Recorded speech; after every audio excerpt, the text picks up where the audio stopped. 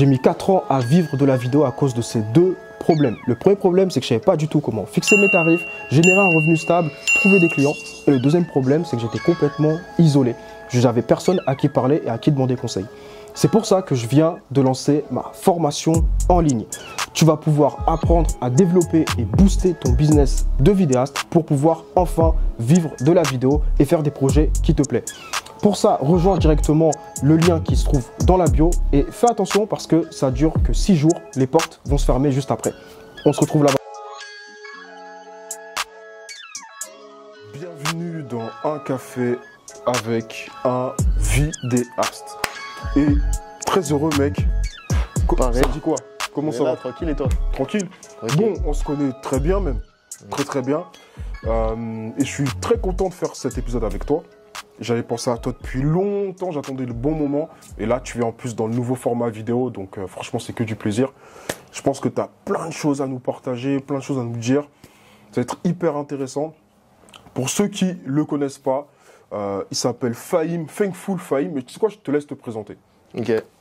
Bah moi, écoutez, c'est Thankful Fahim sur Instagram. Et je suis vidéaste en freelance depuis maintenant 4-5 ans. Mais à part ça, je fais beaucoup d'autres activités. Et je pense que c'est aussi pour ça que tu m'as invité. Tu veux que je t'explique un peu tout? Bien sûr. Et sinon, je suis vidéaste.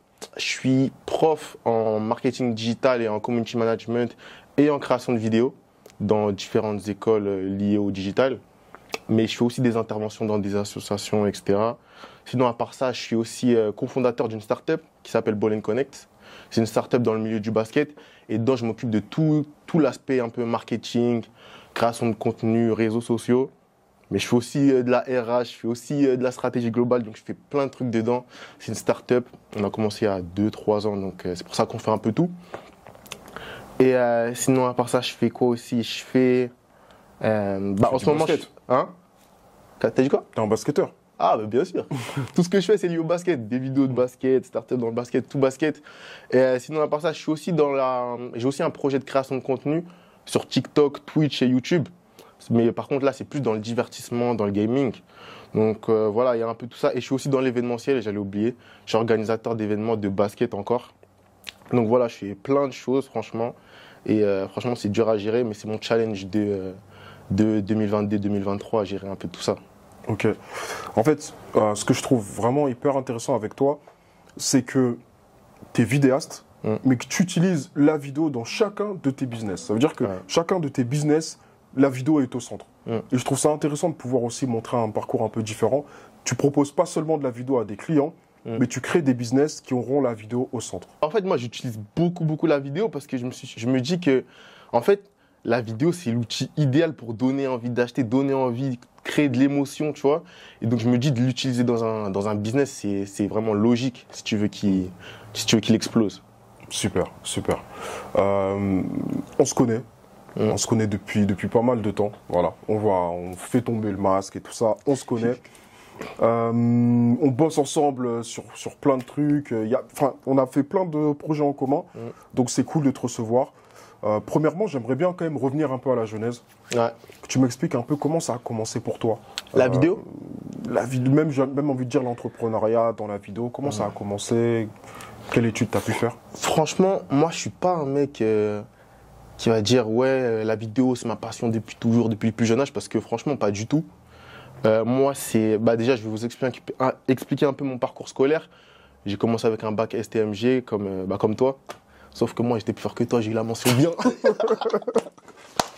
Après, j'ai fait un BTS, assistant de gestion, juste parce que c'était à côté de chez moi. Franchement, j'avais même pas de plan clair dans ma tête au niveau de mes études. Je voulais juste aller loin, tu vois, pour les parents, tout ça. Et au fur et à mesure, je me suis rendu compte qu'en fait, mon parcours scolaire, il est grave cohérent. J'ai fait un BTS assistant de gestion. Après, j'ai fait une licence développement commercial. Et à la suite de ça, j'ai fait un master en marketing digital, entrepreneuriat web, tu vois.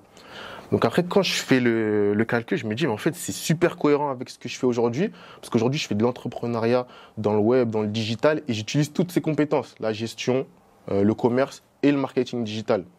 Donc tu vois, grâce à Dieu, j'ai eu un parcours qui me sert aujourd'hui. Je ne vais pas dire l'école, ça ne sert à rien, parce qu'en vrai de vrai, ça t'apprend beaucoup de choses aussi, tu vois. Et c'était pendant mes années master que je me suis intéressé à la vidéo. Et moi, j'ai commencé dans le basket encore. Je filmais mon petit frère dans ses entraînements, à ses matchs, etc. Et tu vois, c'était vraiment loisir de base.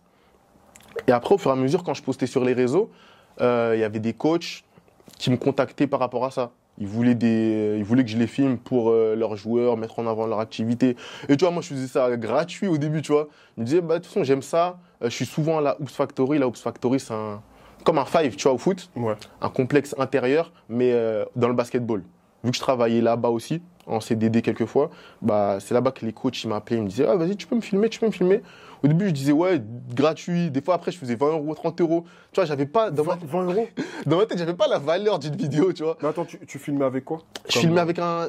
Est-ce que tu vois, c'est quoi les petits Osmo Pocket? Ouais, bien sûr, des jeux Osmo Pocket. Ouais, des Osmo Pocket à 200, 300 euros là. Ok. Je filmais juste avec ça, ce petit truc. Et franchement, ça faisait des vidéos propres, 4K, tout ça. Ok. Et donc, j'ai commencé avec ça. Les coachs commençaient à m'appeler, tout ça. Et petit à petit, en fait, ça commençait à monter.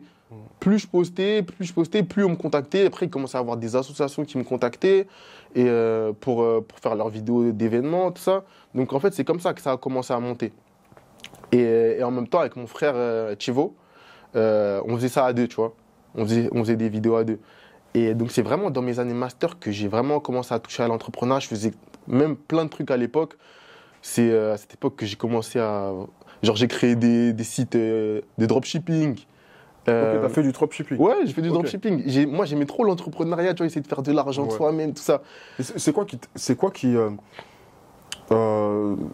t'intéressait quand tu t'es lancé dans ces choses-là, par exemple pour le dropshipping ou même pour les premières vidéos? C'est quoi qui t'intéressait, qui te faisait kiffer? Ce qui m'intéressait, c'était en fait donner envie d'acheter aux gens un truc simple, mais par des tournures de phrases, par des beaux visuels, par des belles vidéos, en fait, de créer l'envie, en fait. C'est pour ça que moi, j'aimais bien le marketing et j'aimais bien... J'étais autodidacte, tu vois, je regardais sur YouTube comment faire ça. Genre, j'étais trop curieux, en fait. Et vu que, tu vois, tu connais, on n'a pas beaucoup d'argent, on essaye de faire de l'argent comme ça, tu vois.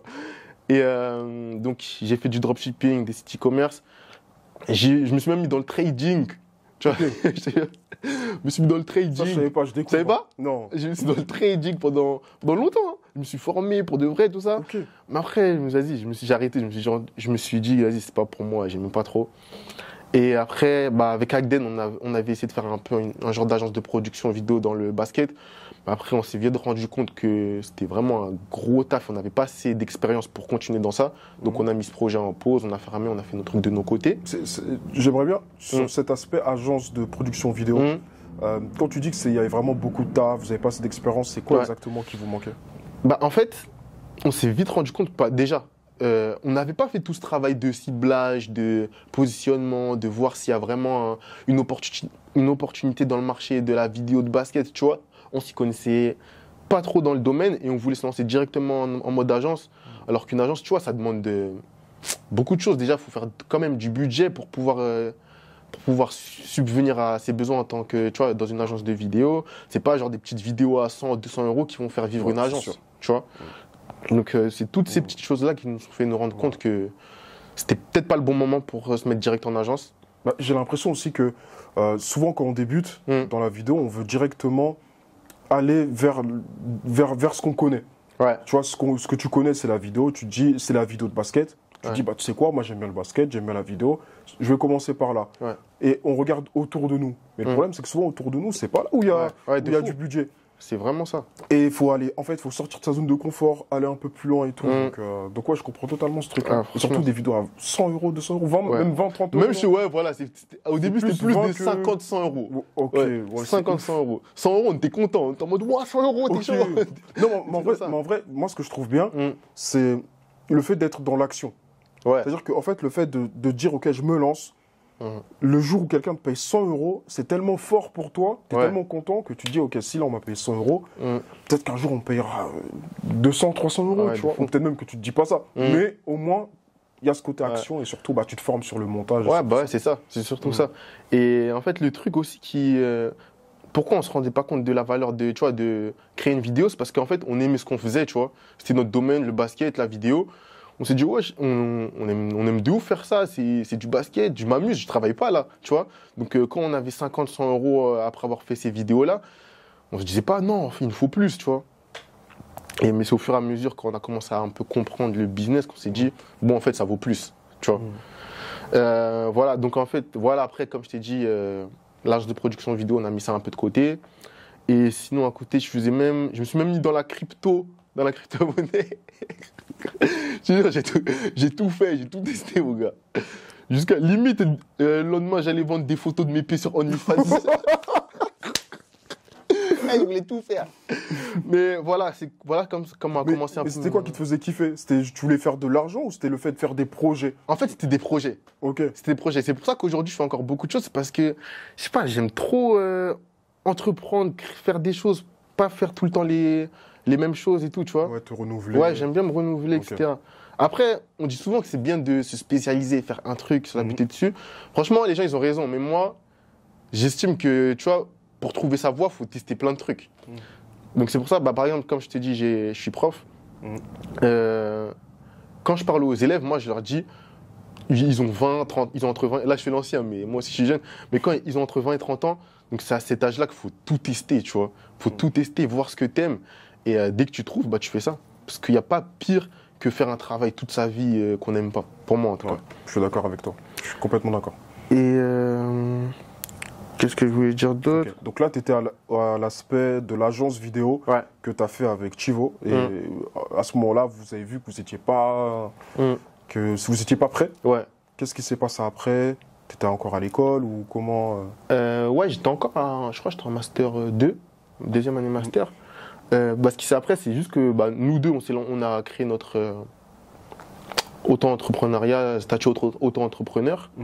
Et on s'est lancé un peu de nos côtés. Tu vois, on est encore ensemble, mais on s'est lancé un peu de nos côtés, faire des projets. Lui, il est avec ce coach, moi, je suis avec ce coach, etc. Tu vois. Mais c'est dans la même période qu'avec Gabdo et Anourette, on a fondé la startup Ball & Connect. Ça fait que j'avais plein d'activités en même temps, tu vois. Et après, comme tu disais au début, j'utilisais la vidéo dans tout ça, tu vois. Vu qu'eux, ils n'avaient pas de vidéaste avec eux, moi, j'ai dit, vas-y, Ball & Connect, je vais faire toutes les vidéos. Et pour une startup, franchement, c'est un coût énorme, la vidéo. Et là, je me suis dit, vas-y, je vais apporter cette expertise, on va monter le truc ensemble. Et voilà, je vais apporter mon expertise vidéo. Mais après, au fur et à mesure, avec Ball & Connect, j'ai commencé à faire de plus en plus de choses, comme je te l'ai dit plus tôt. J'ai commencé à faire des entretiens d'embauche, créer des événements, m'occuper de la stratégie globale, même être dans la finance. Avec Gabdo Anourette, on faisait franchement beaucoup de choses. Et en fait, voilà comment elle a commencé mon aventure dans l'entrepreneuriat, en fait. Ok. À ce moment-là, tu étais encore à l'école ou Ouais, j'étais encore à l'école. Tu étais encore à l'école. Ouais. C'est quoi? En fait, ça qui est intéressant, c'est que tu as monté une start-up et ta start-up, tu utilises la vidéo dans ta start-up. Ça veut dire que, entre parenthèses, ce que je peux dire, c'est que tu as cet aspect vidéaste, mais aussi cet aspect, on va dire, du côté du client.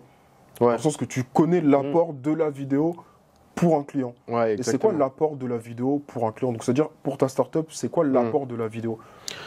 Franchement, pour moi, ce que ça a apporté en fait à la start-up, la vidéo, c'est quelque chose d'énorme. Parce que quand tu as du visuel dans ce que tu fais, ça parle plus aux gens. Quand je poste des vidéos sur Instagram, avec Ball & Connect, sur YouTube, les gens ils voient et tu vois, ça crée de l'émotion, ça crée comment dire, de l'affection en fait. Ils portent de l'affection. Moi, j'aime bien faire des vidéos émotionnelles, calmes, tristes, tu vois, mettre des voix off, des trucs. Et ça rentre direct dans la tête des gens et les gens, ils se rappellent plus de Ball & Connect. Et la vidéo, même que ce soit sur Instagram ou sur YouTube, ça, comment dire, ça fait, tu vois, ça a de la portée. Ça, c'est des termes plus marketing, mais ça génère plus de portée au niveau du compte quand tu fais des vidéos, au niveau des réseaux sociaux. Et donc, plus tu fais des vidéos, plus tu fais des Reels, plus tu fais des TikTok, plus ton compte il sera mis en avant auprès d'un plus grand nombre de personnes. Moi, la cible, c'est les basketteurs. Je fais tout le temps des vidéos de basket. Donc, les basketteurs voient de plus en plus mon compte, tu vois. Donc, en gros, c'est ça l'idée. Ça apporte plus de visibilité, tout simplement. Ok. Donc l'intérêt d'un vidéaste, finalement, ce que je comprends, c'est que c'est important cet aspect technique, mais c'est aussi important de comprendre le marketing pour pouvoir accompagner un client, pour pouvoir l'accompagner vraiment sur ses problématiques. C'est pas juste de faire une vidéo comme ça, mais c'est de comprendre, ok, eux par exemple, ils ont besoin de beaucoup de vidéos, ils ont besoin de toucher cette cible-là. Qu'est-ce que je peux leur proposer comme offre et voilà. Exactement. Bon, là, tu faisais ça en interne, mais Bah, par exemple, je vais te donner un exemple par rapport à l'application. Nous, l'objectif, c'est d'avoir le plus d'utilisateurs possible. Pendant un moment, c'était ça notre objectif. Et du coup, comment la vidéo elle est intervenue dedans? Bah, j'ai fait des TikTok basés sur ouais, télécharger l'application. Et un jour, j'ai fait une vidéo TikTok qui a fait 77 000 vues. C'est pas, tu vois, c'est pas un truc de ouf. Ouais, c'est quand même déjà bien. Ouais. Mais en termes de résultats, ce que ça nous a apporté plus 6500 utilisateurs. Ok, en ouais. un TikTok gratuit, comme ça. Ok. Et dis-toi, ça c'est même pas grâce à mes compétences vidéo, c'est vraiment grâce à des compétences marketing digital. Marketing Tu digital, vois, ouais. l'accroche, faire une bonne vidéo pour que les gens ils restent dessus, ils swipent pas, tu vois. Ouais. Et c'était juste avec mon vieux téléphone, vieux Ok. iPhone SE. Ouais. Je me suis filmé comme ça, j'ai fait une vidéo TikTok, tu vois, avec les principes d'un bon micro-contenu, tu vois, bien. 77 000 vues, on a gagné 6 000 utilisateurs. On était, je crois, à l'époque à 5 000. Donc, tu vois, Ouais. plus 6 énorme. 000 comme ça, ouais. C'est énorme. Ça, pour moi, c'est hyper important parce qu'en fait, en tant que vidéaste, souvent, dès qu'on arrive vers un client, on arrive avec une démarche très technique. Ouais, Je peux arriver, par exemple, en disant, voilà, j'ai un Lumix S1, j'ai cette optique, etc. Ça peut vous aider. Sauf que c'est des termes chinois que le client ne Ouais. comprend pas. Par contre, si tu arrives avec des termes marketing, et quand je dis des termes marketing, c'est même pas des choses génériques, mais finalement, c'est connaître ce qui se passe actuellement, Mm. l'évolution du marché, ouais, pour pouvoir toujours être à la page et toujours dire, OK, vous avez besoin de ça comme contenu marketing, Mm. pour pouvoir faire ceci, faire cela, etc. ouais. Et là, comme tu viens de le dire, avec un iPhone SE, bah, tu as pu avoir des résultats que Mm. peut-être certains de vos concurrents peut-être n'ont pas eu Mm. en ayant Ouais, une des plus grosse Sony, caméra, ouais, des des trucs, ouais. Sony et tout le délire. Ouais, franchement, c'est exactement ça. Et moi, bah, justement, quand je parle à des clients, j'essaye de plus parler en résultat. Quand, ouais, j'ai cette dernière caméra, ouais, j'ai ça. Mm. J'essaie de plus parler en résultat.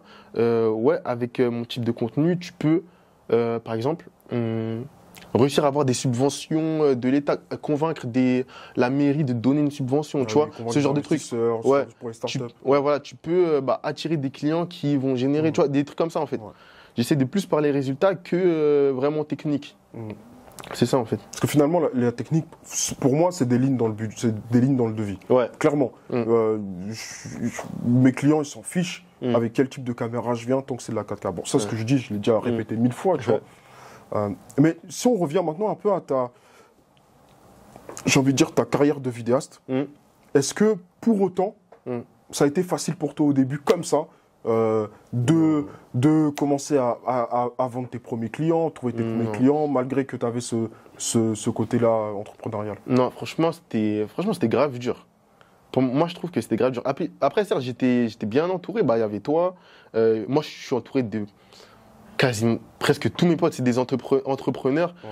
Donc, franchement, je suis déjà dans le milieu, mais c'est pas pour autant que, tu vois, c'est facile.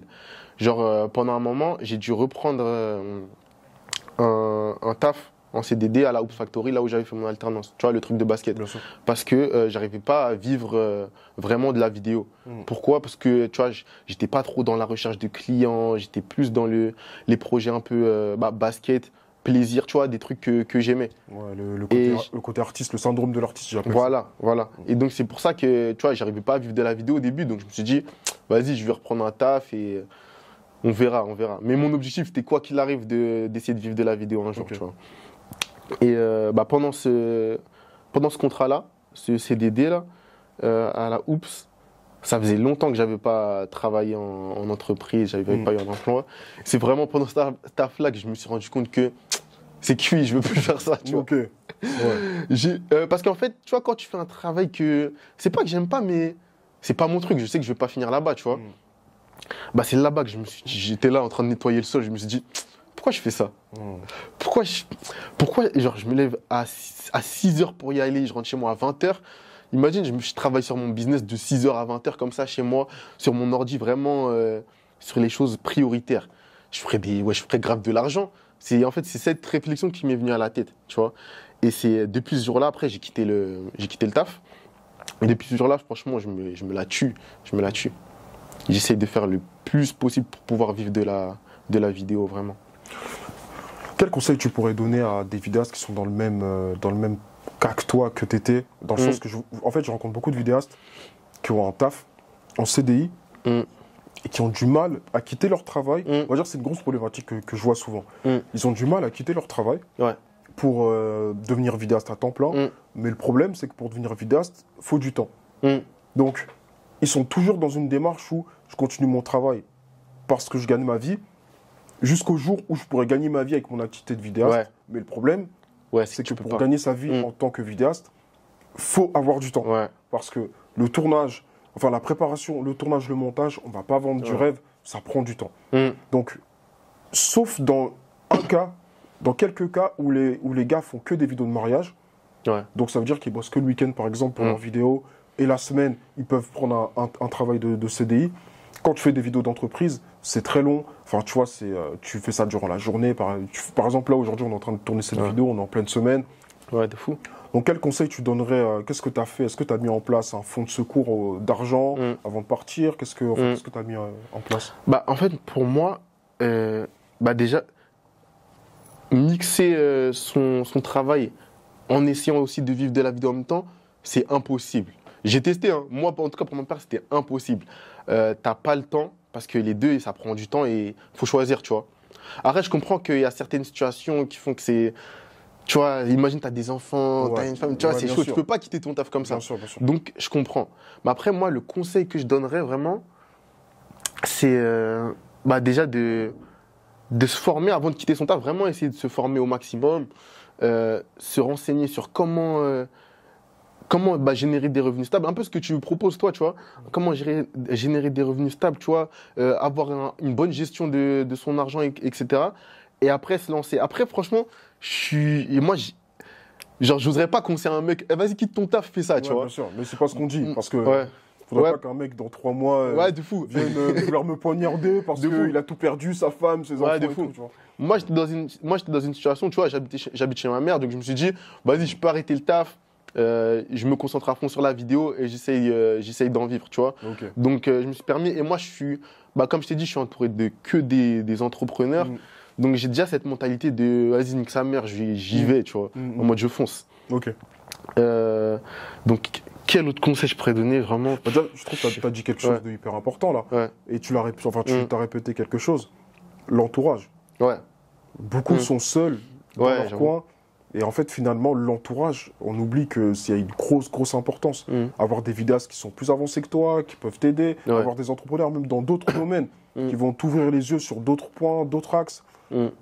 Être bien entouré, ça t'aide dans ton projet. Être seul et isolé, c'est déjà un peu plus compliqué. Regarde, par exemple, toi, quand j'avais commencé dans la vidéo, tu m'avais dit les clips de rap, Bélec. Tu m'avais dit fais attention parce que ça paye pas forcément bien, tu vois, tu m'avais prévenu. Et moi, de base, j'aimais pas faire des clips de rap, j'avais déjà essayé, mais c'était pas mon truc. Et quand tu m'as dit ça, je me suis dit, ok, je fais pas ça, tu vois. Donc, ce genre de conseils qui te font gagner des années, tu vois, franchement, c'est de l'or. Donc, j'avoue, l'entourage, franchement, ça compte de ouf. Parce que c'est vrai qu'être entouré uniquement... on n'est pas en train de faire le combat entrepreneur contre salarié, c'est pas du tout ça, on s'en fiche en vrai. Ce que je veux dire par là, c'est qu'être entouré que de salariés, dans le sens être entouré que de personnes qui ont une vision différente des choses, ou qui ont un emploi du temps différent, ou des rémunérations différentes, c'est très compliqué d'arrêter du jour au lendemain, de faire ça. Donc c'est vrai que c'est compliqué, mais plus tu t'entoures, le conseil c'est plus tu t'entoures de personnes qui sont autour de toi, qui font ça, ça te normalise certaines choses. C'est normal pour toi de voir des gens qui vivent de la vidéo, qui font des projets, et tu te dis ok, pourquoi pas. Et plus tu es entouré aussi, et plus il se passe quelque chose de très fort, c'est que tu vas aussi trouver des projets grâce à ton entourage. Tu as des personnes qui vont te dire écoute, j'ai ça comme projet, tiens, je peux le faire, est-ce que tu peux le faire, est-ce que ceci, tu peux m'accompagner pour shooter ça, tu vas apprendre. Donc c'est vrai que c'est hyper important. Donc, des fous. Des fous, parce que, j'en ai même pas parlé, mais avec Ball & Connect, on est situé à Station F. C'est un incubateur, c'est un endroit où il y a plein de startups. Donc, en fait, même être entouré de toutes ces startups-là, ça m'a permis d'avoir des opportunités en vidéo. Donc, franchement, c'est comme tu dis, hein, mieux tu es entouré, mieux tu t'avanceras, en fait. C'est vraiment ça. Ok.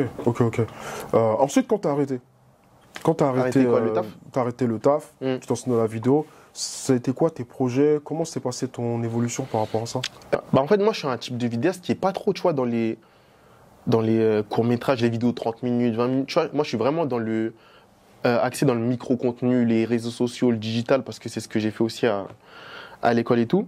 Donc, quand j'ai repris, je me suis dit, vas-y, maintenant, je vais essayer de cibler un type de client, tu vois. Des clients qui, justement, qui recherchent ce type de vidéo. En fait, en gros, quand j'ai arrêté le taf, j'ai essayé de plus structurer mon business, tu vois. J'ai essayé de cibler de la meilleure manière mes clients, bien me positionner, essayer de mieux fixer mes prix. Tu vois, j'ai essayé vraiment de faire ça de manière organisée. Parce que moi, je suis quelqu'un de grave de base, grave négligent. Genre, je m'en fous, j'y vais en mode comme ça. Je passe à l'action directement. Et là, j'essaie d'être plus dans la réflexion, tu vois. Structurer, même mieux, comme je t'ai dit tout à l'heure, mieux gérer mes finances. Et parce que même, c'est ce que tu m'avais dit, c'est par là que ça passe, pouvoir générer des revenus stables. Ça passe par mieux gérer ses finances. Et donc, j'étais vraiment dans ce bail-là d'organisation, etc., tu vois. Et comme je te disais, c'est aussi mon challenge d'aujourd'hui. Vu que j'ai de plus en plus d'activités, maintenant, aujourd'hui, mes mots-clés, c'était vraiment charbonne à fond, tu vois. Ouais. Mais aujourd'hui, c'est travail intelligemment. Ouais. Donc maintenant, aujourd'hui, je suis vraiment... Mes mots-clés, c'est organisation, discipline et savoir déléguer. Et aussi être régulier. Vraiment, ces 4 choses-là, franchement, c'est les trucs que je me répète le plus. Carrément, ma devise, c'est work less, earn more, tu vois. En gros, travaille moins pour gagner plus. Et ça passe par travailler intelligemment. Donc depuis que j'ai repris, c'est ça que j'essaie de mettre en place dans mon travail. Ok. C'est vrai que dans ton bureau, il y a ce tableau Ouais. où tu mets directement tous les montages que tu as à faire, les trucs en tableau. Enfin, on sent déjà qu'il y a une structure complètement différente de, tu sais quoi, je fais ce qui me passe sous la main. C'est beaucoup plus structuré. Et c'est un gros changement que j'ai eu aussi cette année. Ah ouais? Ouais. Dans le sens que moi, j'ai toujours été en mode charbon à mort. Ouais. Tu vois, genre vraiment on charbonne, on compte pas les heures, faut charbonner, faut ceci. Je suis pas dispo, mec, je suis en train de charbonner. Mais depuis quelques temps, je suis beaucoup plus dans, ok, qu'est-ce que je peux mettre en place, qu'est-ce que je peux construire et tout ça. Et surtout, je me rends compte que, en fait, un mec qui gagne 500 euros et un mec qui gagne 5 000 euros, ou un mec qui gagne 30 000 euros, les 3 personnes, on prend 3 personnes, 500 euros, 5 000 euros, 10 000 euros, les 3 personnes ont 24 heures dans une journée. Ouais. Tu vois, les 3 personnes ont 24 heures dans une journée finalement. Donc en fait, quand je vois ça, je comprends que ça dépend ce que tu mets en place, etc. Et personnellement, mon but, je sais pas toi, je pense que toi aussi, mais c'est pas de devenir le plus riche du monde ou je sais pas quoi. Ouais, pas du tout. En fait, c'est de faire quelque chose que je kiffe, avec des personnes que je kiffe, pouvoir bien gagner confortablement ma vie. Et transmettre au maximum ce que je sais. C'est ça en fait le but finalement. Ouais, de fou. C'est exactement ça. Moi, c'est pareil. Franchement, moi, je suis pas un mec qui veut devenir millionnaire. En fait, moi, je veux juste être libre, géographiquement, financièrement, tout ça. Et je veux avoir la tête tranquille par rapport à l'argent, tu vois. Je veux pas être en mode, comment je vais faire le mois prochain, comment je vais faire, tu vois. Donc, c'est pour ça que déjà, j'essaie de générer le plus de revenus possible, mais tout en gardant, tu vois, un mode de vie sain où j'ai le temps, tu vois, pour moi, pour ma famille, pour tout ça, tu vois.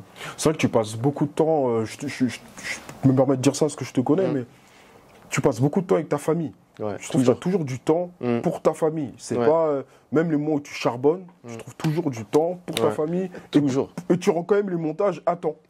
Truc de fou. Pas toujours. Non, du coup, c'est de la pub un peu.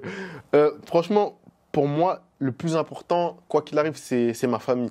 J'essaye d'être le plus possible avec eux, tu les connais, Oden, Agden, mon grand frère, même ma mère, mon père. J'essaye d'être le plus possible avec eux. Je veux pas tomber dans le charbonne tellement que j'oublie tout le monde, tu vois. Donc, et ça, et dans tout, en fait, je pense à ma famille. Dans tout, quand je crée des événements, la plupart des bénévoles, c'est ma famille. Quand je dis ma famille, c'est même mes potes proches. Je fais tout avec eux, vraiment, événements, projets, Twitch, YouTube, tout ce que je te disais là. Même Bolen Connect, il y en a, ils ont déjà fait des stages avec moi à Bolen Connect. Tu vois, j'essaye de faire manger le plus de personnes possible, même dans mes tournages. Quand je peux mettre quelqu'un qui s'intéresse aussi à la vidéo, faire des backstage ou quoi, je mets quelqu'un, tu vois, de ma famille. Donc, moi, c'est vrai. Ouais, t'as raison, c'est vraiment au centre de tout ce que je fais, ma famille. Et pour moi, c'est important. C'est un point que je trouve super bien dans l'entrepreneuriat. C'est par exemple quand tu es vidéaste et que tu commences à développer ton activité et que tu commences à avoir besoin de personnes, Ouais. c'est que tu peux appeler, ça dépend après de la vision. Tu vois, tu peux appeler des personnes que tu connais, des personnes que tu connais pas aussi. Mais en tout cas, ton activité, ça te permet pas seulement de vivre toi, Ouais. mais ça peut aussi permettre à d'autres personnes de vivre, Ouais, de fou. à d'autres personnes de kiffer, à d'autres personnes de faire des trucs ou d'apprendre des choses. Et ça, moi, ça me fait kiffer à fond. Tu Ouais, vois, franchement, c'est long. Et il y a des gens qui disent en mode, ouais, c'est pas bien de faire des projets avec des gens que tu connais trop bien, ta famille. Je suis un peu d'accord, mais il tu vois, faut des trucs comme nuances. ça. Ouais. Je pense que t'en penses toi. Moi, je suis un peu d'accord sur certains Moi, points. je suis pas d'accord du Pas tout, du tout. carrément. Pas du non. tout. Ouais, moi, je suis un peu d'accord. Mais regarde, par exemple, il y a plein d'entreprises qui ont. Presque toutes les entreprises, elles ont commencé en mode familial. Regarde Familial. McDo, regarde. Ouais. Ouais. À chaque fois, c'est deux frères, c'est deux, je sais pas quoi. Mais après, certes, des fois, il y a des embrouilles. Il y a des. Bah, par exemple, moi, ma famille, on est grave soudés. Et c'est vrai qu'il y a des familles qui n'ont pas la chance d'être soudées. Il y a des problèmes, tout ça, Ouais. tout ça. Donc, je comprends. Mais pour moi, c'est pas un. Bah, moi, je suis un peu d'accord. Je suis un peu d'accord. Tu sais pourquoi En fait, si j'ai le choix entre deux personnes, une personne qui est compétente dans ce qu'elle fait et une personne de ma famille qui n'a aucune compétence dans le truc, je vais Ouais. prendre la personne compétente. Ouais, bah ouais, Parce qu'au bout normal. d'un moment, il faut faire le projet. Ouais, pas Je forcément. vais pas mettre une raide entre les mains de mon frère parce que c'est mon frère, alors que à côté j'ai quelqu'un qui va tuer ça, tu vois. Donc dans ce sens-là, je suis pas d'accord. Ouais. Aussi, moi je pense qu'il faut aussi faire attention quand ça commence à parler d'argent, à être avec des personnes qui sont désensibilisées de ça. Ouais. Parce que des fois c'est très Ça, compliqué. c'est chaud. Ouais. Tu vas parler d'argent avec un pote à toi. Par exemple, tu es avec un pote, vous commencez à discuter d'argent sur un projet. Ça peut être compliqué ensuite d'avoir une relation tranquille avec lui. De fou. Si au niveau de l'argent, il y a des petits soucis Ouais, ou des petits trucs, de faire la distinction des deux, ça peut être compliqué. Alors que quand c'est quelqu'un qui n'est pas de ta famille, que tu connais pas forcément, là tu peux lui dire, écoute, clairement, tu peux être un peu plus froid, un peu plus distant. Ouais, ouais, ouais. Ça veut pas dire c'est manquer grave, d'amour, ça veut pas dire être méchant, mais juste tu peux être un peu plus distant sur les choses. Ouais. Donc c'est là où moi je suis un peu d'accord, Ouais. tu vois. Non, mais c'est vrai que quand ça parle oseille, des fois, ça peut niquer des relations, ça. Ouais. Parce L'oseille, que c'est chaud. ça, c'est le truc que je me rends compte, c'est que quand vous êtes sur des 50 euros, 100 euros, 200 euros, 300 euros, bon, vas-y tranquille. Mais quand tu rajoutes un zéro, Ouais. voire 2 zéros, Ouais. Ça commence à être bizarre. Ouais, là, il faut vraiment avoir le cœur accroché, il faut vraiment être détaché pour pouvoir voir ça de manière Ouais, tranquille. c'est pour ça que c'est bien de faire des trucs avec des gens que t'aimes, que tu connais, tout ça, mais il faut choisir les personnes lucides. Ouais, voilà. Sinon, ça peut partir en cacahuète. Ouais, ce qui est sûr, c'est que les personnes que je connais, que ce soit ma famille ou des personnes proches, des personnes avec qui je kiffe bosser, j'aime bien toujours bosser avec des personnes que je kiffe. Tu vois, par exemple, toi et moi, on se connaît en vrai, on se connaît depuis. Si là, on bosse ensemble sur plein de projets, c'est aussi parce qu'on kiffe bosser ensemble, tu vois, c'est marrant, tout ça, tac, tac, tac. Et c'est aussi parce que y a des compétences, tout ça, on s'apporte mutuellement, tu vois. Il y a aussi ce côté-là qui est hyper important.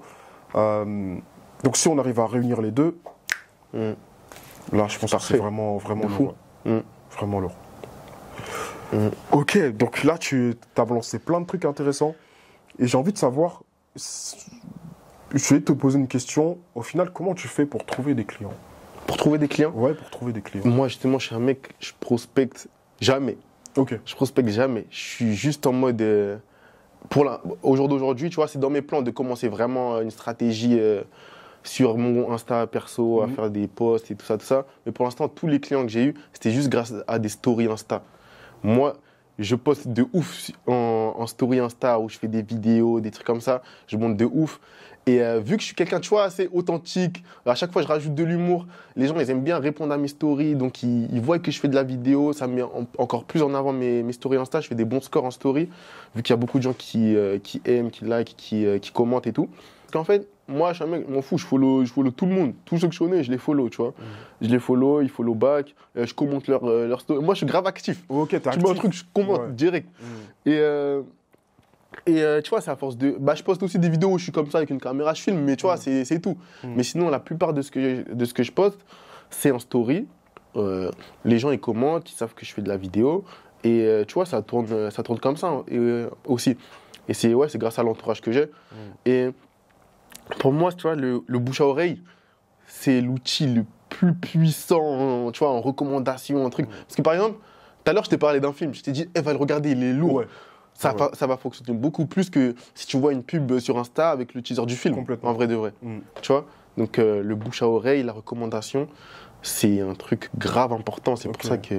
En fait, ce qui est intéressant, c'est que beaucoup de personnes, tu vois, la plupart des vidéastes qui n'ont jamais mis un nez dans le business ou dans le marketing, arrivent et disent ah non, mais moi, c'est juste le bouche à oreille, c'est comme ça. C'est un peu magique, tu vois. C'est de la magie, c'est du bouche à oreille et tout. Mais en fait, il y a un moyen d'activer le bouche à oreille, c'est de toujours, dans la tête des gens, être le vidéaste.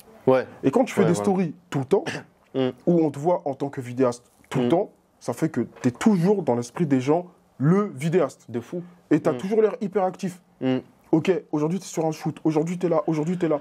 Ok, on pense à une vidéo, attends, mais je connais un mec qui fait de la vidéo, je peux lui demander.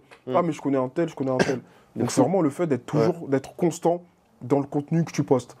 Ça peut être en story, ça peut être en publication, ça peut être en tout, mais sois constant, sois toujours présent. Sois toujours présent là où sont tes clients. Et ça, c'est un autre truc que j'aime bien dire, c'est, j'ai même fait une vidéo dessus, tu vois, mais en mode, si demain tes clients, si demain tes clients sont sur WhatsApp, sois sur WhatsApp. Si demain tes clients sont sur LinkedIn, sois sur LinkedIn. En fait, va pas sur le réseau social que tu kiffes, pars sur le réseau social que tes clients kiffent. C'est ça la grosse différence. C'est ça. Et même moi, je le fais pas. Moi, sur LinkedIn, je dors. Je dors alors qu'en vrai, dedans, il y a beaucoup d'opportunités. Je trouve que tu as quand même fait pas mal de posts qui ont eu des grosses portées. Ouais, mais grave pas régulier. Je suis grave pas régulier sur LinkedIn. Ok.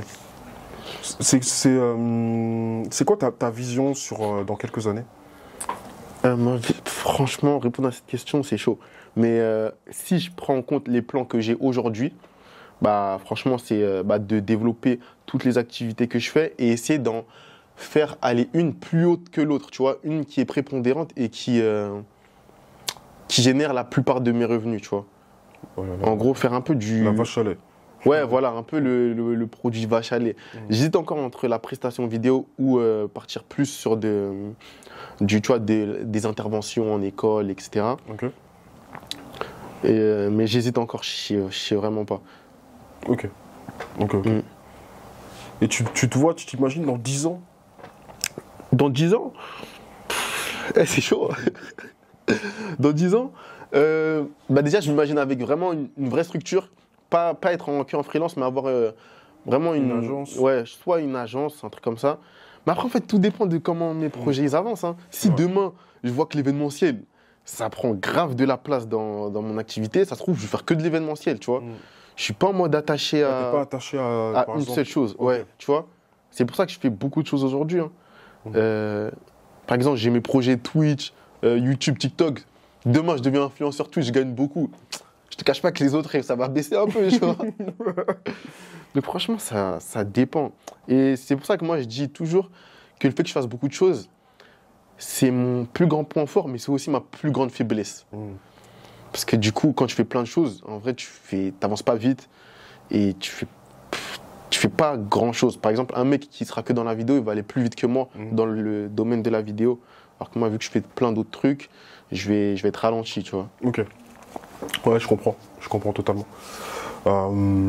Très lourd, très lourd. Je vais arriver sur les dernières petites questions que j'ai. J'ai une question par rapport. Est-ce que tu as un conseil à donner à un vidéaste qui débute, à une personne qui veut utiliser la vidéo en tant qu'entrepreneur?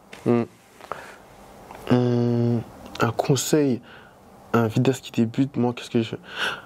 En fait, j'en ai plusieurs. J'en ai plusieurs. Moi, c'est... en tout cas, je vais dire ce qui a marché pour moi. C'est savoir bien s'entourer. Tu vas poser des questions, être curieux. Et quand je dis curieux, c'est pas que demander à des gens, mais c'est aussi faire ses recherches sur YouTube, chercher des formations. Parce qu'en vrai, sur YouTube, il y a tout. Je te jure, aujourd'hui, il n'y a même plus besoin d'école. Tu vas sur YouTube, tu écris marketing digital. Tu cherches vraiment, tu regardes des vidéos en américain, tu cherches des gens, tu cherches des formations. Tu peux grave t'en sortir facilement et pouvoir même apprendre à créer une vidéo belle, assez belle, en quelques jours, tu vois. Si tu donnes vraiment les moyens. Donc s'entourer, bien se former, être curieux et être organisé. Être organisé, tu vois, avoir une vraie routine, sinon tu vas dormir. Sinon tu vas dormir. Parce que moi, je te jure, la routine, l'organisation, la routine, c'est ce que je fais en ce moment. Et c'est un des trucs les plus durs, hein, d'avoir des vraies habitudes saines qui te permettent de vraiment d'avancer de manière constante dans ton business. C'est le truc le plus dur. Je cherche plein de petits tips, des trucs. Mais franchement, c'est chaud. Quand je débutais dans la vidéo, je me rappelle, j'ai commencé avec un pote à moi. Ouais. Et au début, on commençait tous les jours notre journée à 13h. Ah ouais 13h, pas 8h, pas 9h, pas 10h, pas 11h, Ouais. pas midi, 13h. Et on finissait à 18h. Normal, tu vois. Parce qu'on se disait, on est des entrepreneurs, donc on peut Ouais. faire ça. Et en fait, on se rendait compte qu'on n'avançait pas. Ouais. Qu'en plus, on disait 13h, ça Mhm. finissait à 13h30, 13h45, on venait en retard, on n'avait Ouais. pas forcément de routine, Ouais. on cherchait pas de clients. Enfin, on avait, disons que j'ai fait, je pense, toutes les erreurs possibles qu'on peut faire lorsqu'on débute Ouais. dans le business. Et c'est à ce moment-là, et là, aujourd'hui, la différence, c'est que même si je suis pas le mec qui va se lever à 6h, c'est vraiment Ouais. pas mon délire, ça, Mhm. mais tous les jours, j'ai des objectifs, et Mhm. tous les jours, il faut que j'accomplisse ces Ouais, objectifs. voilà, c'est ça. C'est simplement, maintenant C'est que tu exactement bosses ça. 10 heures, ou que tu bosses 6 heures, ou que tu gères ton emploi du temps, que tu bosses de chez toi ou dans un bureau, ça va Mhm. dépendre de ta personnalité, de plein de choses. Mais par contre, être constant, Mhm. la constance, la discipline, parce que personne te regarde. Ouais, de fou. Personne te regarde. Que tu fasses Vraiment. ou pas ce truc, bien sûr, il y a ton client des fois qui peut te poursuivre, Mhm. mais sinon, mis à part ça, si tu décides de ne pas te lever un jour, tu ne vas pas te lever. Mhm. Donc ça, c'est le côté positif, Mhm. dans le sens que, ouais, tu es libre, mais le côté négatif, c'est que de l'inconstance dans tes actions, c'est de l'inconstance aussi dans tes revenus. Donc tout le monde n'a pas, par exemple, accès à Station F. Mhm. Tout le monde n'a pas accès à toutes ces choses-là. Bon, là, c'est un peu l'instant auto-promo que je fais, hein, tu vois. Mais c'est pour ça que je lance une formation, tu vois, un Ouais. programme. Et en plus, je suis très content parce que tu as pu suivre les prémices de cet accompagnement. Ouais, Tu vois, quand on faisait des calls, des appels, des trucs et tout ça. Ouais. Donc, est-ce que tu as un petit mot à dire par rapport à ça? Par rapport à la formation Ouais. Bah, franchement, moi, je suis là, je suis tout le temps avec toi par rapport à. Bah, tu m'as donné plein de tips, tu m'as donné même toi plein de trucs qui m'ont permis de m'améliorer dans mon business. Et comme j'ai dit tout à l'heure, hein, se former, être curieux, c'est le truc le plus important. Donc, quoi de mieux qu'une formation, qu'un mec qui t'apprend à justement générer des revenus stables, etc. Donc, pour moi, franchement, se former, c'est un des trucs les plus importants. Et donc, la formation, c'est le truc idéal. Hein. Donc là, c'est de la promo à fond que je fais. Ouais, Là, c'est normal. de la promo. Non, mais t'as raison. Là, Non, mais en vrai, c'est de la promo réelle. Parce qu'en vrai, si tu ne Ouais. te formes pas, t'es Ouais, non, mais cuit. par contre, c'est vraiment réel. Ouais. Concrètement, les portes sont ouvertes actuellement, que je parle. Les portes vont se fermer d'ici quelques jours. Les places sont limitées, donc allez-y. Le lien, il est dans la description. Dans cette formation, il y a franchement plein de choses qu'on va voir. Il y a un groupe d'entraide. Vous aurez, ou pourquoi pas aussi peut-être des intervenants prestigieux comme Monsieur Thankful Fahim qui vous apprendra du marketing de contenu et tout ça. Donc on se retrouve là-bas pour ceux qui veulent en savoir un peu plus sur ça. Et ma dernière question que je pose toujours, c'est quoi ta pire anecdote de tournage? Ah ouais. Je l'ai déjà, la personne il y a longtemps, elle m'a dit, ah, il est sérieux lui. C'était quoi? C'était, je devais filmer un mariage. Tu vois, je devais filmer un mariage. La meuf, elle m'a dit, elle fait bien attention aux entrées. Moi, le plus important, c'est mon entrée avec mon mari que je veux vraiment, je veux vraiment ça de fou. Ah non, j'en ai deux. Je peux Ouais, vas-y. Elle m'a dit, je veux vraiment ça. Tac, j'ai jamais eu de problème avec ma caméra, tout s'est bien passé. J'étais prêt, j'avais mis objectif, bien stabilisé le stabilisateur, j'étais prêt à faire l'entrée, tu vois. Il y a toute la famille autour de moi, il y a les deux mariés devant. Tac, je me dis, vas-y, let's go. J'appuie sur play. Je vois le truc qui freeze, écran noir, écran bleu, le GH5 qui fait des trucs bizarres. Je me dis, mais ça m'a jamais fait ça, pourquoi ça fait ça? J'étais en mode, attendez. J'ai allumé, j'ai réallumé, ça marchait pas. J'enlève la batterie, j'enlève le stabilisateur, je fais des dingueries. Il y avait la famille qui te Ouais. regardait. Oh non. Mais en fait, il y avait du bruit autour, tu vois, donc ça a une musique, donc tu vois, ça passait crème un peu. Mais c'était chaud. Ils voyaient que ça commençait à être bizarre, le stabilisateur, il tournait. Mais après, d'un coup, je crois, c'est Dieu, il est venu en aide. D'un coup, j'ai appuyé, ça a remarché. Ils ont commencé à avancer au même moment. Je me suis dit, ah, j'ai trop de chance. Et la deuxième anecdote, c'était quoi? J'avais un tournage à Bordeaux. Ok. Un village à côté de Bordeaux, perdu. J'y vais, tout ça, en mode, pareil, stabilisateur, tout ça. Et arrive le moment où c'était dans une école pour mettre en avant un sport-études. Un sport-études de basket. Et du coup, je devais filmer le coach. Tu vois, il avait payé tout en avant. C'était déjà carré. Et j'arrive devant lui, tac.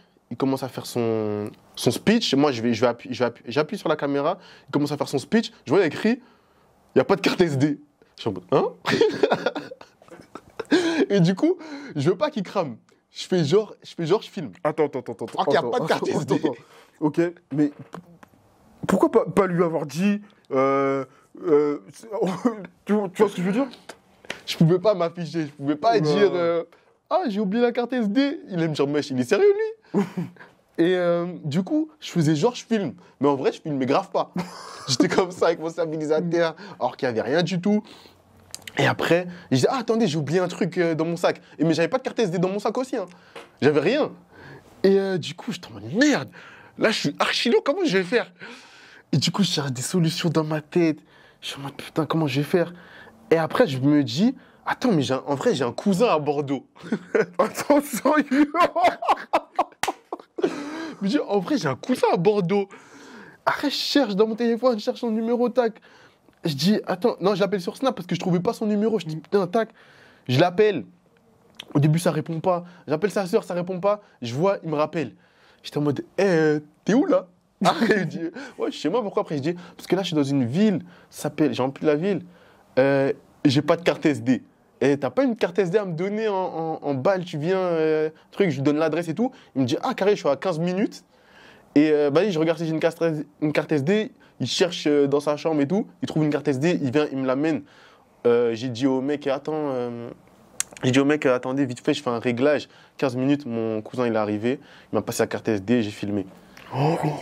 Mais il n'aurait pas été là, j'aurais été cuit. Donc là, ayez des cousins partout. Ouais, ayez de la famille partout. Mais... Dédicace à Yacine, c'est lui qui m'a ramené la carte SD. Franchement, big up Yacine. Déjà, avoir une carte SD, c'est pas tout le monde qui a une carte SD chez soi. C'est un truc de fou.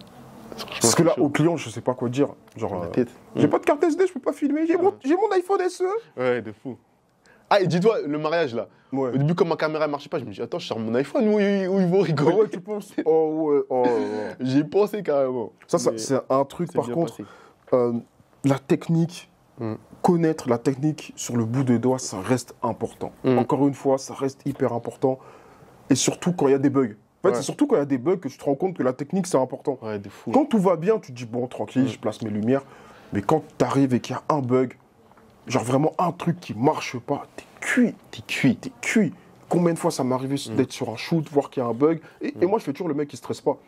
Toujours, oh, ok, non, bah tranquille, je sais pas quoi. Mais mon cœur il est en train de faire boum. Et ça c'est les pires moments. Hein.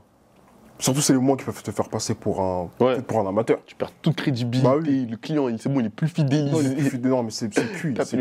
T'imagines, parce que souvent, j'ai entendu des personnes qui m'ont déjà raconté des histoires où ils ont pas pu filmer parce que le mec il avait plus de batterie. Aïe. Ça, c'est chaud. Hein. C'est chaud. Mais moi, je pense que le pire truc, ce serait de perdre des rushs que tu as déjà filmés. Je pense... Toi, attends, t'as déjà eu ça, toi?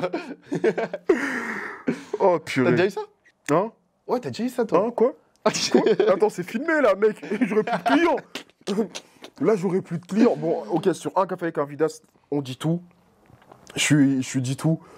Ça m'est déjà arrivé. Ça m'est déjà arrivé, mais c'était pas lors d'un tournage. En fait, je faisais un montage spécifique et on m'a volé mon ordinateur. Et en fait, à cette époque-là, j'avais mon ordinateur et j'avais tous les rushs clients qui étaient dans mes disques durs dans mon sac. Ah ouais. Et l'erreur que je faisais, c'était que je faisais pas plein de sessions de sauvegarde. Ouais. Par exemple, il faut un disque dur que tu gardes chez toi, il faut un truc en ligne, il faut toutes ces choses-là et je ne le faisais pas. On m'a volé mon ordinateur, j'étais à la gare, bref, j'avais le dos tourné, on me l'a volé, etc. Donc on m'a volé les rushs.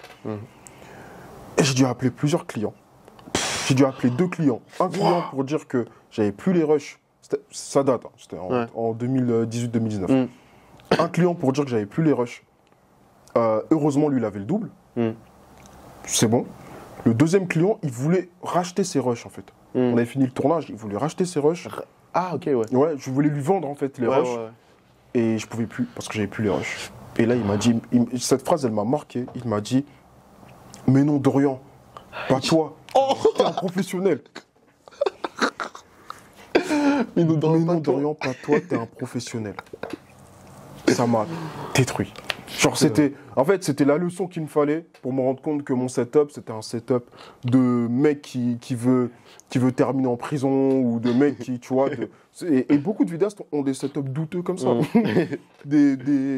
Un disque dur volant, des trucs. Non, ça, c'est le truc, c'est chaud. C'est ce qui m'effraie le plus, c'est les rushs aujourd'hui. Bah, merci beaucoup. Merci beaucoup. À toi. Hein. C'était super cool de t'avoir. Peut-être encore une fois, vous allez sûrement revoir Fahim parce que ouais, on n'en a pas parlé, mais Fahim, on bosse ensemble sur la création de contenu et toute la création de contenu que vous voyez, les reels qui sont faits, que je produis sur les réseaux sociaux, etc. Il est là, donc le marketing, création de contenu. Donc tous ceux qui vont rejoindre le groupe d'entraide, vous pourrez peut-être avoir ces précieux conseils. C'est 1000 balles. Non. Donc voilà, merci pour tous d'avoir écouté l'épisode. Et je vous dis à la prochaine. Merci. Merci à toi. Oh